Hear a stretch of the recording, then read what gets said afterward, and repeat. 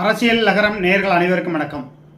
அரசியல் நகரம் என்ற சேனலுக்கு நீங்கள் ஆதரவு தந்து சப்ஸ்கிரைப் செய்து பெல் பட்டனை அழுத்தி ஆல் பெல் பட்டனை அழுத்தி வழக்கம் போல ஆக்கமும் ஊக்கமும் கொடுங்கள்.